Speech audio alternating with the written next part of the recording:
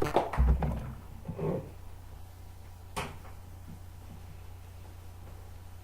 you for being here, and happy St. Valentine's Day. Now, what does Valentine actually mean? It comes from Valeo, V-A-L-E-O. I am strong. That's what it means. And the progression, or something keep going on, we call it being strong continuously. And this is what we've been here, strong. Because without being strong, we would be weak, and we would have been finished a long time ago. Now,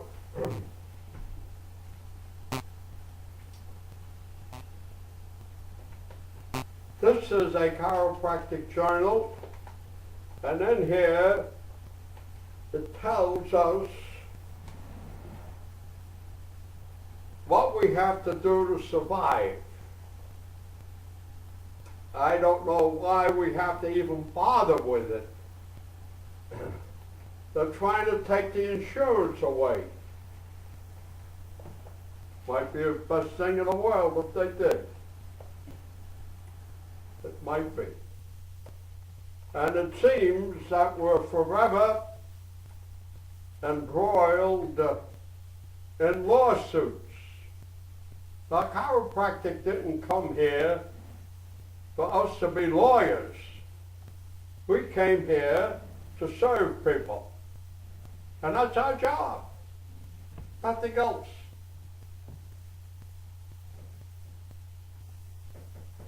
So spending all this money here avails us nothing. Zero. So save your money.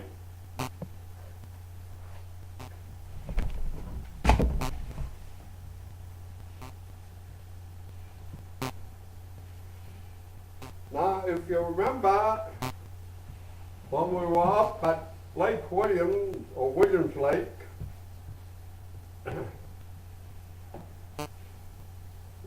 Jim made a flyer as a program, and on it he had the sound barrier,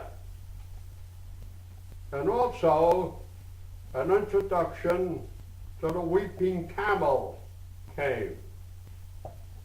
And both these things are finally taking fruition at this moment. And I'll talk about it a little later. Now, when we look at the Bible from a historical standpoint, not from a religious standpoint, we find that there are prophets before the Lord even speaks to us. And in the Old Testament, we have Ezekiel, Isaiah, Jeremiah, and Daniel. And these are the prophets that tell us what we are to expect. Of course, the language is somewhat cryptic, that is mysteriously, and sometimes it's not that easy to figure it out. But anyway, the message is there.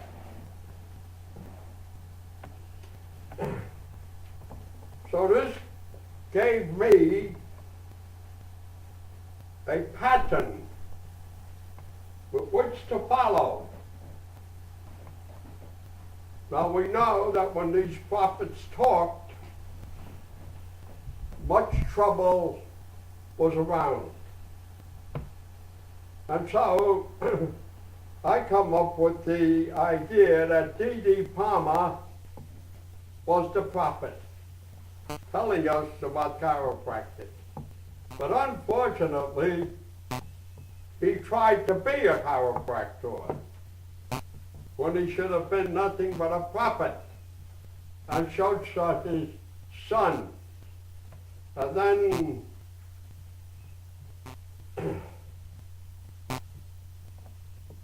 later on, we would serve to the best of our abilities, but understanding that we were going to be persecuted as the other prophets were,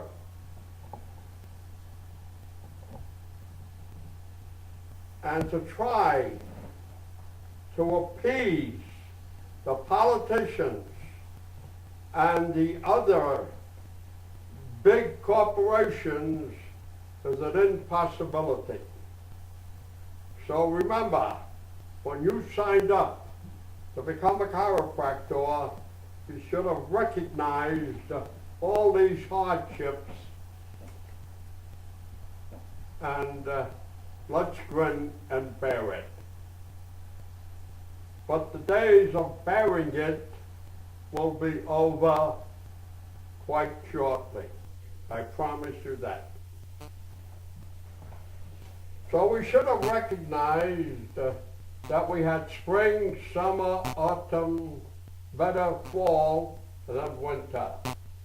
And spring is to plant seeds, summer is to bring the fruit about, the vegetables about, whatever, and fall was to harvest them, and then winter would follow. So it would change things, make things into a higher frequency. And when spring came, we went through the same gamut. I should have said a similar gamut, not the same, because if you are connected with farmers, they had a bumper crop and a succulent crop. When the next season comes, what do they say? I hope my crop will be as bumper and as succulent as the last one. They never know. Just have to wait and see.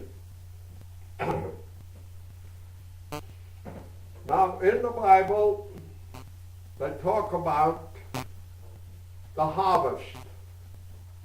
And a harvest always follows by winter. But there were two passages in the Exodus which talks about the ingathering.